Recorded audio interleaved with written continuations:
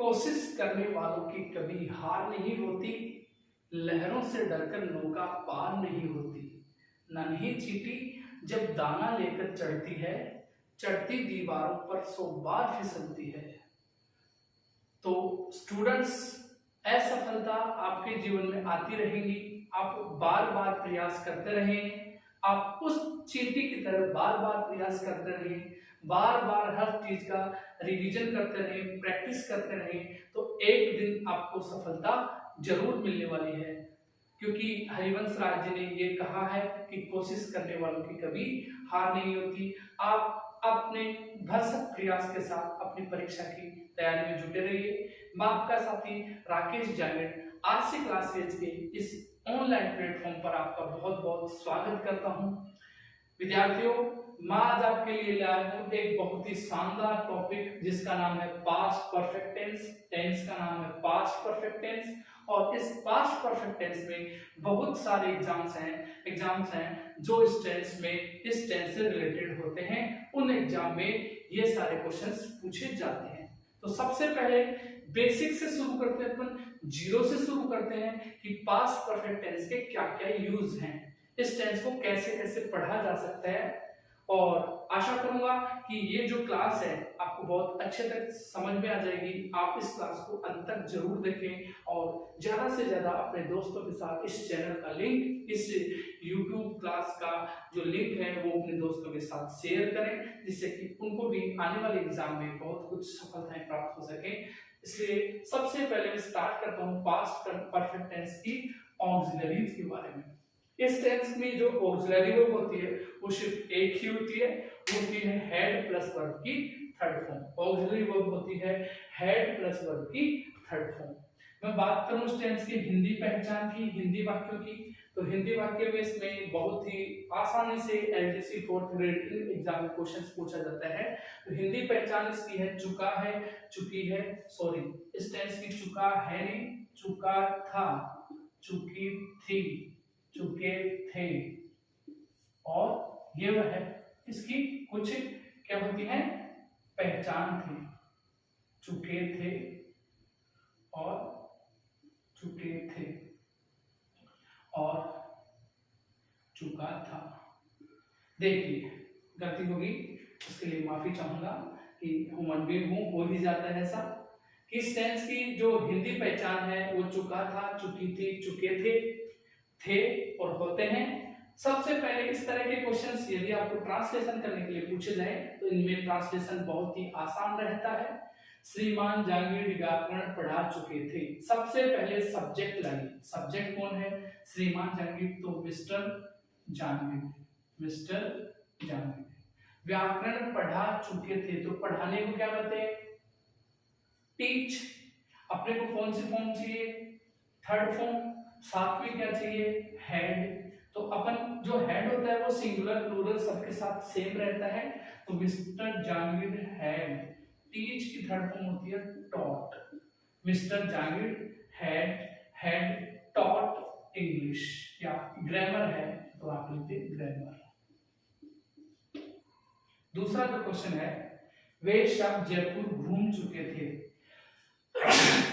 वे सब को अपन बोलेंगे दे ऑल। घूम चुके थे तो हैड, घूमने को विजिट करते हैं, विजिट का थर्ड फॉर्म विजिटेड, और कहां? जयपुर।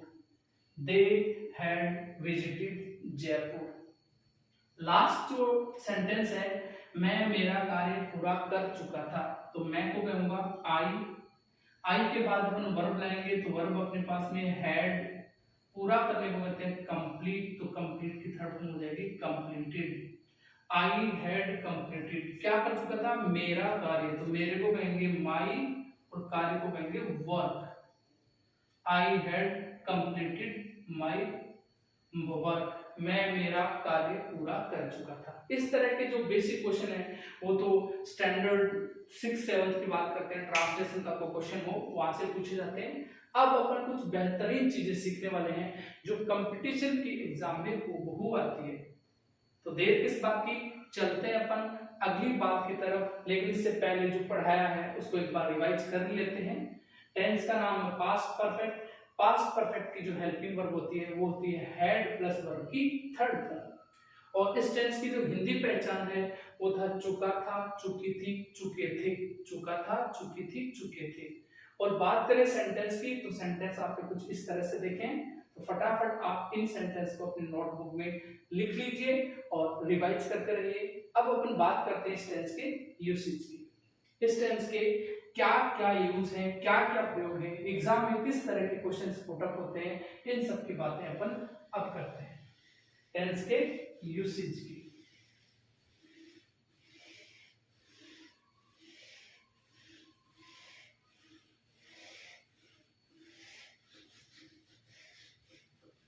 देखिए पहला जो यूज होने वाला इसका पहला प्रयोग है वो परीक्षा के लिए बहुत ही उपयोगी है। मैं कहूं कि परीक्षा में बहुत बार यहाँ से क्वेश्चन पूछा जाता है। माध्यमिक शिक्षा बोर्ड के एग्जाम में तो यहाँ से क्वेश्चन हर साल रिपीट होता है, इसलिए इस वाले यूज को आप हर बार की तरह से अच्छे से एक बार देख लें। इसका अपन पहला जो यूज पढ़ने वाले हैं, पहला जो प्रयोग पढ़ने वाले हैं वो कंजंक्शन है बिफोर और आफ्टर। बिफोर या आफ्टर टाइम कंजंक्शन है, इन दोनों का प्रयोग किसके रूप में होगा, एज ए टाइम कंजंक्शन।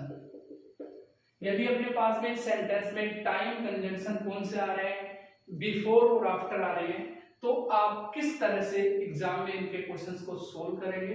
एक बार मैं स्ट्रक्चर बनाने से पहले एक एग्जाम्पल यहाँ पे दे देता हूं जो परीक्षा में आ चुका है और आ भी सकता है, आया हुआ है। The patient blank died before the doctor, फिर ब्लैंक और यहाँ पे लिख दिया कम। एक बार आप गैस कीजिए, अनुमान लगाइए कि यहाँ क्या आंसर आने वाला है। दो ब्लैंक दे रखे हैं, कंजंक्शन के रूप में प्रयोग हुआ है बिफोर, तो बताइए आप इस तरह क्या फिल करेंगे। ये क्वेश्चन मैं ऑप्शन के हिसाब से बना देता हूँ, आपके अकॉर्डिंग बना देता हूँ। हो सकता है कि कंपटीशन एग्जाम में ब्लैंक ना आए, नीचे ऑप्शन दिए हुए हों, तो उस कंपटीशन लेवल का क्वेश्चन बना दिया जाता है। ऑप्शन नंबर है डाइड और इसी में एक ऑप्शन में है came. Option number B had died came. Option number C came, sorry option number C died had come और ऑप्शन नंबर डी है हैड डाइड और हैड कम। अब आप पूरा गौर करके इस सेंटेंस का आंसर कीजिए। मैंने अभी कुछ रूल नहीं लिखा है, प्रैक्टिस के लिए क्वेश्चन लिखा है। आपकी नजर में इस क्वेश्चन का राइट आंसर क्या है, एक बार आप कमेंट बॉक्स में जरूर कमेंट करें कि इस क्वेश्चन का राइट आंसर क्या है। गैस करें इस क्वेश्चन का राइट आंसर क्या है। पढ़ लिया होगा क्वेश्चन में बिफोर टाइम कंजंक्शन का प्रयोग हुआ है। अब बिफोर टाइम कंजंक्शन है तो आपको फॉर्मूला समझ में आ जाएगा कि जो अभी लिखा रहे हैं। आपने अपना क्वेश्चन गैस कर लिया आंसर इसका, और इसका आंसर अब देखो क्या होने वाला है। इससे पहले आपको एक बात बता दें, यदि सेंटेंस में आपके लिए कंजंक्शन में बिफोर हो या कंजंक्शन के रूप में किसका प्रयोग हो, आफ्टर। आफ्टर और बिफोर किसके रूप में हो, टाइम कंजंक्शन के रूप में। तो इस सेंटेंस में इस तरफ सब्जेक्ट के बाद ब्लैंक होगा और पहले वाले तरफ भी सब्जेक्ट के बाद में ब्लैंक होगा। यानी सेंटेंस में कितने क्लोज होंगे, दो क्लोज होंगे और उनमें कंजंक्शन आएगा बिफोर या आफ्टर। यदि सेंटेंस में बिफोर का प्रयोग हो रहा है तो बिफोर वाला क्लोज, बिफोर का क्लोज आगे है और बिफोर के बिना वाला क्लोज पहले है। कई बार बिफोर यहाँ बीच में ना करके शुरू में भी आ जाता है, बिगनिंग में भी आ जाता है। तो जो बिफोर वाला क्लोज होगा तो उसमें तो आप लगाएंगे वर्ब की सेकंड फॉर्म, नेगेटिव सेंटेंस होगा तो डिड प्लस V1, और जो दूसरे वाला क्लोज हो गया उसमें होगा हैड प्लस वर्ब की थर्ड फॉर्म। और यदि कंजंक्शन के रूप में कौन आए, आफ्टर आए, तो ये सारा जो पैटर्न है वो उल्टा हो जाएगा, रिवर्सल हो जाएगा। इधर तो आएगी हैड प्लस वर्ब की थर्ड फॉर्म और इधर आएगा वर्ब की second form, did plus verb की फर्स्ट फॉर्म। यह बात आपको अच्छे से समझ आ जानी चाहिए कि यदि सेंटेंस में कंजंक्शन के रूप में कौन हो, बिफोर और आफ्टर हो, तो एक क्लोज में वर्ब की सेकंड फॉर्म और दूसरे क्लोज में हेड प्लस थर्ड फॉर्म आता है। अब किधर क्या आता है, इसके लिए आपको ये बात याद रखनी ही पड़ेगी। यदि एक तरफ अपना ब्लैंक फिल होता है तो दूसरी तरफ कोई दिक्कत नहीं आती, लेकिन एक बार ऐसे देख लेते हैं। बताइए सेंटेंस में किसका प्रयोग हुआ, बिफोर, तो बिफोर के बाद वाले वाक्य में वर्ब की क्या सेकंड फॉर्म, यानी आंसर आएगा यहाँ पे केम। अब आपको पता लग गया कि एक तरफ बिफोर आ रहा है, एक तरफ केम आ रहा है, सेकंड फॉर्म आनी है, दूसरी तरफ ऑटोमेटिकली क्या आएगा, हेड प्लस थर्ड फॉर्म। इसलिए इसका आंसर हो जाएगा हेड डाइड। यानी आंसर नंबर बताइए कौन सा हुआ, आपने जो थोड़ी देर पहले आंसर सोचा था वो आंसर नंबर हुआ कौन सा, बी। आंसर नंबर बी इसका राइट आंसर होगा, हेड डाइड, और इधर आ जाएगा के। आपको थोड़ा बहुत तो समझ आया ही होगा। यदि सेंटेंस में कंजंक्शन के रूप में बिफोर और आफ्टर हो तो आपको इस स्ट्रक्चर को फॉलो करना है। अब मैं एक नया क्वेश्चन आपके लिए लिखता हूं। नया क्वेश्चन कुछ इस तरह से है,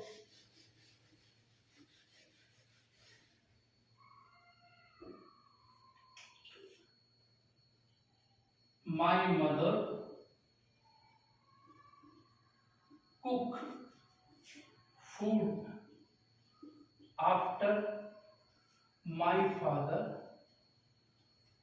रीच होम। देख लीजिए question number 2, my my mother cook food after, conjunction के रूप में कौन है, आफ्टर। सेंटेंस में कंजंक्शन के रूप में आफ्टर, तो इस वाले क्लोज में क्या आना है, इस वाले क्लोज में आना है हेड प्लस वर्ब की थर्ड फॉर्म, और जो दूसरे वाला क्लोज है उसमें आना है वर्ब की सेकंड फॉर्म। इसलिए इसका सही जवाब होगा कुक्ड और इसका सही जवाब होगा हैड रीच्ड। आई होप ये बात आपको अच्छे से समझ आ ही गई होगी कि यदि सेंटेंस में कंजंक्शन के रूप में बिफोर और आफ्टर हो तो एक क्लोज में सेकंड फॉर्म डिड और दूसरे क्लोज में हैड प्लस थर्ड फॉर्म, और यदि आफ्टर हो तो एक क्लोज में सेकंड फॉर्म और दूसरे क्लोज में हैड प्लस थर्ड फॉर्म का प्रयोग होता है। एक क्वेश्चन आप फिर से देख लीजिए, before the teacher enter the class, the students stand। बताइए राइट आंसर क्या होगा, गैस कीजिए राइट आंसर क्या होगा, जवाब दीजिए सही जवाब क्या होगा। क्या यहां एंटर्ड आएगा या हेड एंटर्ड आएगा, शायद बिफोर आया है तो हेड एंटर्ड आएगा, ये पहले वाले में दूसरे वाले में V2 स्टैंड आएगा, लेकिन बिल्कुल भी ऐसा नहीं होने वाला है, क्योंकि अब की बार कंजंक्शन कहाँ गया, बिगनिंग में। कंजंक्शन कहाँ गया, बिगनिंग में, शुरुआत में कंजंक्शन आ गया। इसलिए आप यहां भरेंगे बिफोर के बाद देखिए क्या आता है वर्ब की सेकंड फॉर्म, इसलिए यहां पे आप भरेंगे इंटर, और इंटर का हो जाएगा इंटर्ड, और दूसरे वाला जो क्लोज है वो हो जाएगा हेड प्लस वर्ब की third form had stood. Answer इस तरह से लिखे ना कि पहले वाले सेंटेंस में हेड प्लस थर्ड फॉर्म, दूसरे में V2। आप कंजंक्शन देखिए कौन सा है, वो कहां है, प्लेस भी देखिए, इसका स्थान देखिए कहां है। तो आई होप ये पहली बात आपको अच्छे से समझ आ ही गई होगी कि यदि सेंटेंस में कंजंक्शन के रूप में बिफोर और आफ्टर होता है तो जो एक्शन पहले होता है वो लेता है हेड प्लस थर्ड फॉर्म, और जो एक्शन बाद में होता है वो लेता है वर्ब की सेकंड फॉर्म। देख लीजिए जो एक्शन पहले हो रहा है वो लेता है head plus third form. Patient died before the doctor केम, मरीज आया उससे पहले पेशेंट मर गया, तो पहले जो एक्शन हुआ वो ले रहा है हेड प्लस थर्ड फॉर्म, और जो एक्शन बाद में लेता है वो होता है वर्ब की सेकंड फॉर्म। तो आपको ये बात अच्छे से समझ आ गई होगी। एक बार आप इसको अच्छे से लिख लें, समझ लें, जान लें, और तब तक आप इसके पीछे पड़े रहिए जब तक कि आपको ये अच्छे से याद नहीं हो जाए। एक बार इसको अच्छे से देख लें।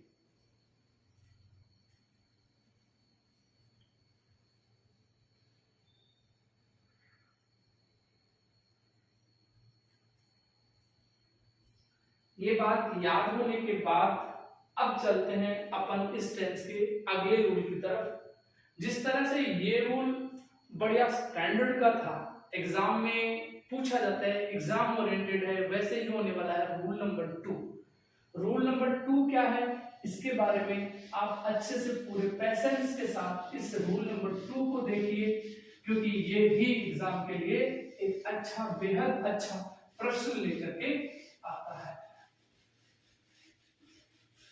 देखिए सेंटेंस क्या होंगे, रूल क्या होगा, ये सब चर्चाएं करेंगे अपन।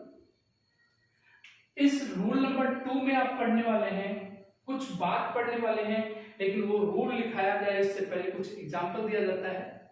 एग्जाम्पल कुछ इस तरह से है, एग्जाम्पल कुछ इस तरह से है, if you work hard you could have passed the exam।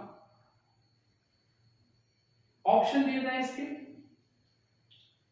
पहले इस क्वेश्चन को आप गौर से देख लीजिए, इस क्वेश्चन को आप गौर से देख लीजिए। पहले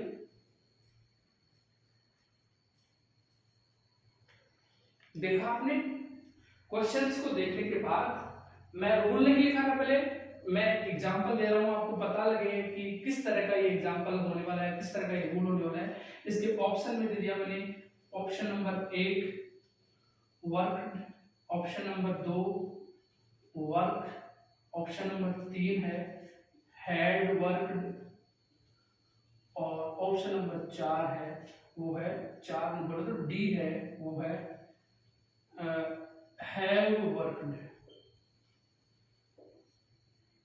आप आंसर जज करें, आंसर जज करें, अपना जो आंसर है उसको चॉइस को लॉक कर दें कि मेरा आंसर ये होने वाला है, क्योंकि अपन इसका आंसर जिन लोगों को नहीं आ रहा है, ये रूल पढ़ने के बाद उन सबको इसका आंसर आएगा।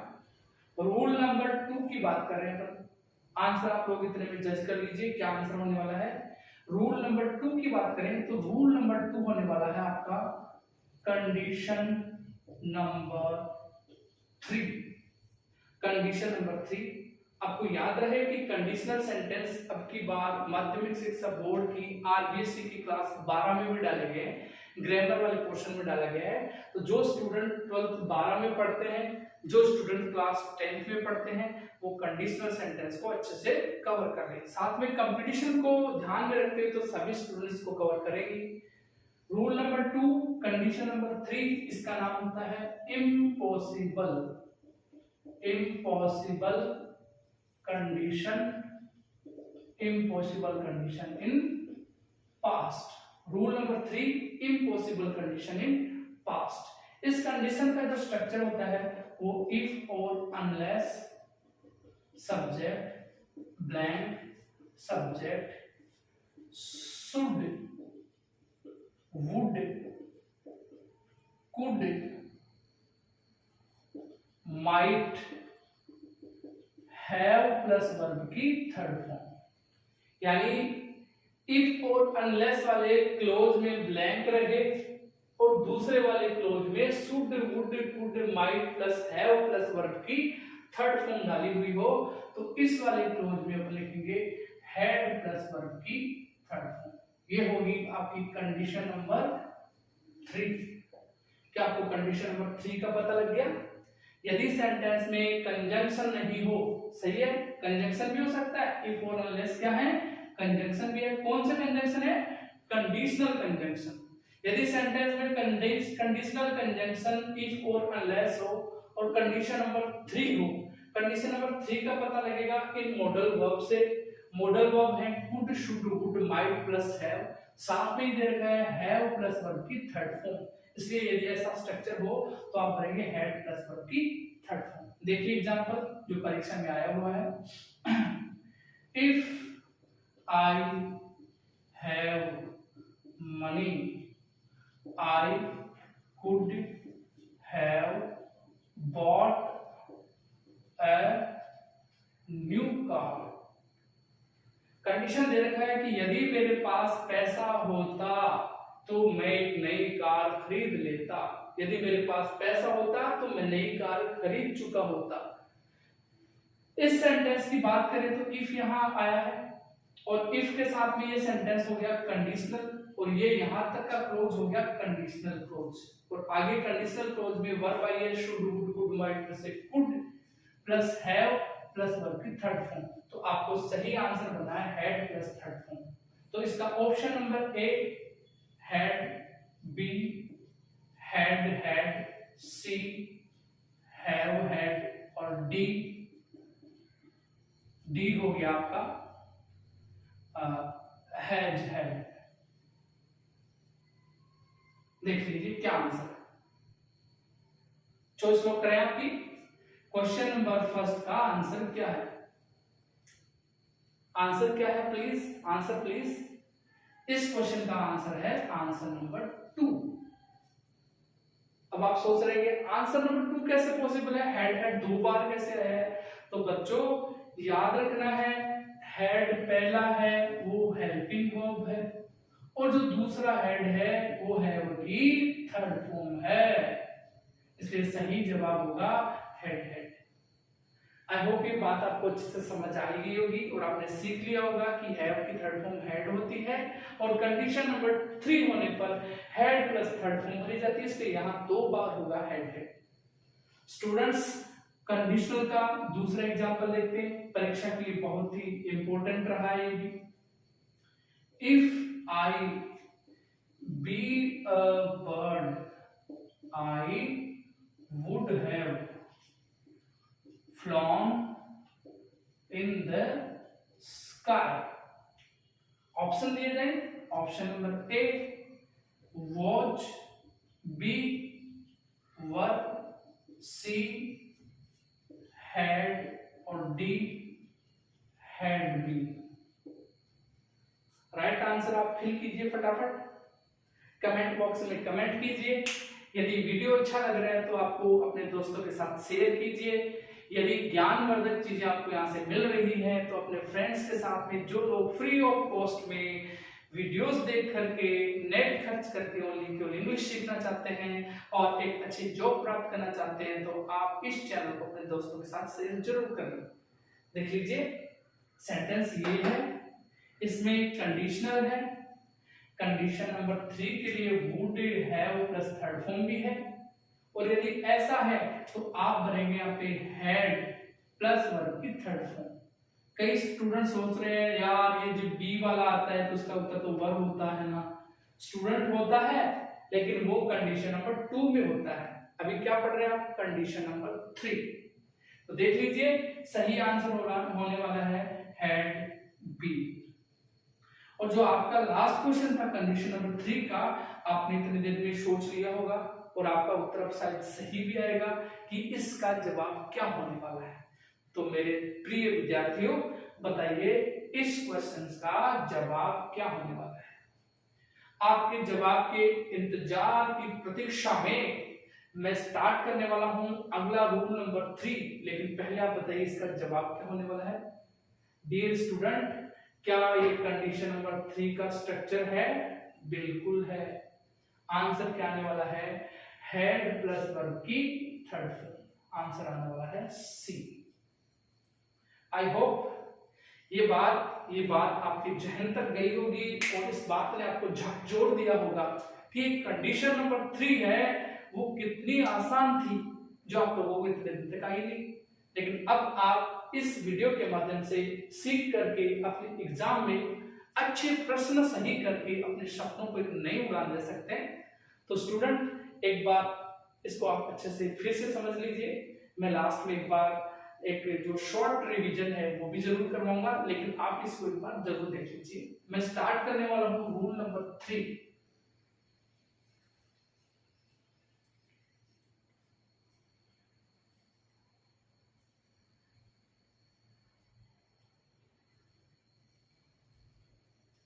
लिख लिया होगा आपने, लिखा नहीं तो स्क्रीनशॉट लीजिए, आप बहुत ही आसान तरीका है, स्क्रीनशॉट लीजिए, अपने नोट्स बनाइए।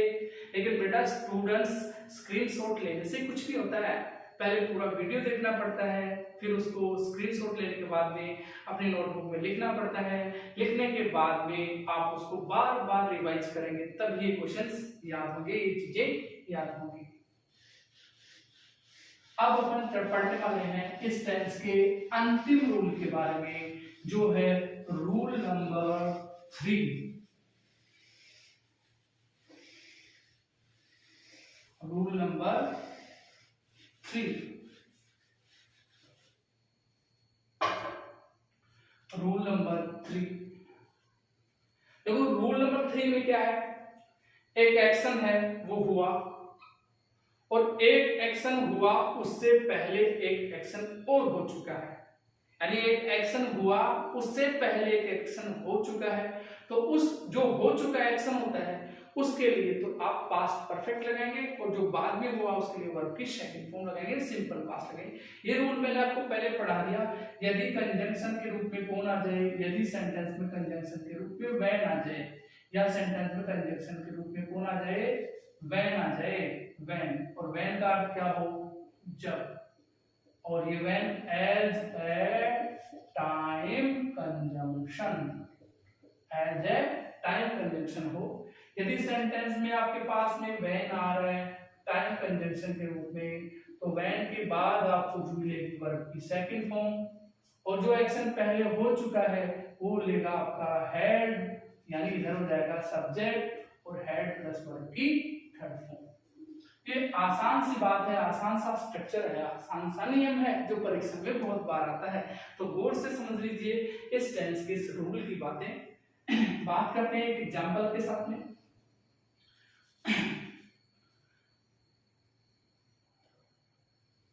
When the teacher enter the class,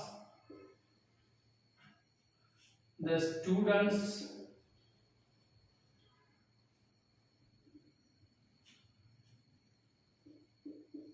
stand up। जब टीचर ने क्लास में एंटर किया, जब टीचर ने क्लास में एंटर किया, बच्चे उससे पहले खड़े हो चुके थे। पहले एक्शन कौन सा हुआ, बच्चे पहले खड़े हुए या टीचर ने पहले एंट्री मारी, पहले कौन सा एक्शन हुआ, पहले आपके अनुसार 1 नंबर हुआ, 2 नंबर हुआ, शायद पहले टीचर एंटर करता है और उसके बाद बच्चे खड़े होते हैं, तो पहले वाला जो एक्शन होगा when the teacher had entered, और जो दूसरा एक्शन होगा वो होगा स्टूड। आंसर समझ में आ गया होगा। जो एक्शन पहले हुआ होता है वो पास्ट परफेक्ट का होता है, और जो एक्शन बाद में होता है वो होता है सिंपल पास्ट। इसी तरह का एक एग्जांपल हम देते हैं।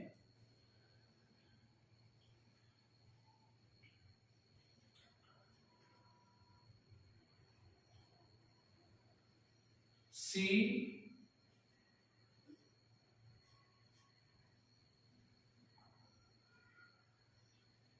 give me a book when I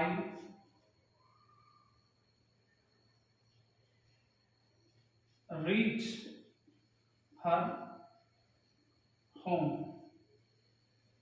She gave given give me a book when I reach her home। उसने मुझे एक बुक दिया, बुक दी जब मैं उसके घर पहुंचा। तो बताओ पहला एक्शन कौन सा हुआ, पहला एक्शन बुक दी या पहले घर पहुंचा, यानी अपन किसी के घर जाएंगे पहले, फिर वो अपने को बुक देगा, या पहले बुक देगा फिर घर पे बुलाएगा। आप बता दीजिए पहले एक्शन कौन सा हुआ, पहले आप उसके घर पहुंचेंगे, फिर उसके बाद में चाय वाय पियेंगे, कुछ बातें करेंगे, फिर हो सकता है कि वो आपको एक बुक दे दे। तो पहला एक्शन ये हुआ, ये वाला एक्शन पहले हुआ तो इसमें हो जाएगा हैड रीच्ड, और जो दो एक्शन बाद में हुआ है वो वर्ब की सेकंड फॉर्म क्या हो जाएगा गिव। आई होप स्टूडेंट्स ये बात आपको अच्छे से समझ आ गई होगी कि कई बार when का प्रयोग पास्ट परफेक्ट में भी होता है। यदि सेंटेंस पास्ट परफेक्ट हो और जो एक्शन पहले हो चुका होता है, पहले हो चुका है, वो तो लेगा हैड प्लस वर्ब की थर्ड फॉर्म, और जो एक्शन बाद में होगा वो लेगा वर्ब की सेकंड फॉर्म। अब मैं इसको थोड़ा समराइज करके इस टेंस के यूज का समराइज करके आपको बता देता हूं कि इस टेंस के क्या क्या यूज थे। शॉर्ट क्लास में अपन देखते हैं, फटाफट देखते हैं कि ये सेंटेंस क्या क्या थे। इससे पहले कि मैं इसका समराइज कराऊं, आप इनको एक बार अपने नोटबुक में अच्छे से लिख लें और अच्छे से याद कर लें। रूल्स कुछ इस तरह से थे, देखिए।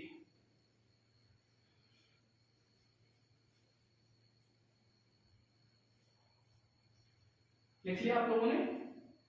अब चलते हैं इस टेंस की समरी के बारे में। इस क्लास के जितने भी नोट्स होंगे वो आपको लिंक के माध्यम से इस क्लास के डिस्क्रिप्शन बॉक्स में आपको मिल जाएंगे, और आप उन क्वेश्चंस का अच्छे से बार बार रिवीजन करें, उन क्वेश्चंस को सोल्व करें। बात करें अपन रिवीजन की, इस क्लास की रिवीजन की, सबसे पहले आपने इस टेंस की क्या पढ़ी? Auxiliary verb. फटाफट देखते हैं। ऑक्सिलरी वर्ब, एक ही ऑक्सिलरी वर्ब थी, हेड प्लस वर्ब की थर्ड फॉर्म। बात हमने इसके बाद की थी, वो छोटे स्टैंडर्ड्स की बातें, छोटी कक्षाओं की बातें कि हिंदी पहचान चुका था, चुके थे, सेंटेंस कुछ बनाए गए थे। बात कर रहे हैं अपन इस टेंस के यूसेज की, तो यूसेज में आपने 1, 2 और 3 यूज पढ़े। पहला यूज आपने पढ़ा बिफोर और आफ्टर का। रूल क्या था इस तरह का? बिफोर आफ्टर किसके रूप में? कंजंक्शन, और वो कौन से वाले कंजंक्शन? Time conjunction. यदि सेंटेंस में किसका प्रयोग हो? बिफोर का, तो आप लगाएंगे वी टू, डिड, और इस तरफ लगाएंगे आप हैड प्लस वर्ब की थर्ड फॉर्म। जो एक्शन पहले हो चुका है वो हैड प्लस थर्ड फॉर्म, बाद में होगा वर्ब की सेकंड फॉर्म। आफ्टर की बात करें तो आफ्टर के बाद में यहाँ पे लगाएंगे हैड प्लस वर्ब की थर्ड फॉर्म, और इस तरफ लगाएंगे आपको वर्ब की सेकंड फॉर्म में डी प्लस वी1। ये बात आपको अच्छे से समझ में आ गई। रूल नंबर 2 में आपने पढ़ा था, कंडीशन नंबर 3। कंडीशन नंबर 3 का स्ट्रक्चर इफ या अनलेस था, प्लस वर्ब आपके पास में ब्लैंक था, सब्जेक्ट था, should, would, could, might plus verb plus have plus verb की थर्ड फॉर्म। ऐसा स्ट्रक्चर हो तो आपने यहां पर आता हैड प्लस वर्ब की थर्ड फॉर्म। और रूल नंबर 3 की बात की थी आपने व्हेन के रूप में। व्हेन था एज, एट, टाइम कंजंक्शन। कौन सा कंजंक्शन? Time conjunction. कौन? व्हेन। तो जब भी वाक्य में आपने किसका यूज किया? व्हेन का। तो जो एक्शन पहले हो चुका है, वो तो लेता है हेड प्लस वर्ब की थर्ड फॉर्म, और जो एक्शन बाद में होता है वो वर्ब की सेकंड फॉर्म, नेगेटिव में डी प्लस वी1। ये सारी बातें आपने पढ़ी इस वाले टेंस में। आई होप ये सारी बातें आपको अच्छे से समझ आ ही गई होंगी। एक दो बार आप रिवाइजन करेंगे, बार बार इनको दोहराएंगे तो ये सब बातें आपको अच्छे से समझ आ जाएंगी। ये कोई बड़ी बात नहीं है, परीक्षा में क्वेश्चन सोल्व करना कोई बड़ी बात नहीं है, लेकिन आप उस क्वेश्चंस को पहले तैयार करके जाते हैं तब ये कोई बड़ी बात नहीं होती है। आप इनका पहले रिवीजन करें, बार बार दोहरान करें। तो मैं आपको फिर से कहता हूँ कि कम समय में और कम पैसे में यदि आप केवल नेट खर्च करके आप इंग्लिश सीखना चाहते हैं तो आप मेरे साथ, मेरी क्लास के साथ, आरसी क्लासेस श्रीमाधुर के साथ आप जरूर जुड़िए, और जुड़ करके इन क्वेश्चंस को सोल्व कीजिए। 6 महीने तक आप बेहद अच्छे तरीके से पूरी कंसिस्टेंसी के साथ अध्ययन कीजिए, और आने वाली परीक्षाओं में आप अपना सिलेक्शन सुनिश्चित करके अपने सपनों को दीजिए नई उड़ान इस आरसी क्लासेस के नाम पे। तो मैं आशा करता हूं कि ये क्लास आपको बहुत अच्छे से समझ में आ गई होगी। तो आप निरंतर प्रयास करते रहिए, वीडियो को देखें, सब्सक्राइब करें, लाइक करें, शेयर करें और अपने दोस्तों के साथ साझा करना ना भूलें। तब तक के लिए मैं चलता हूँ। जय हिंद, वंदे मातरम।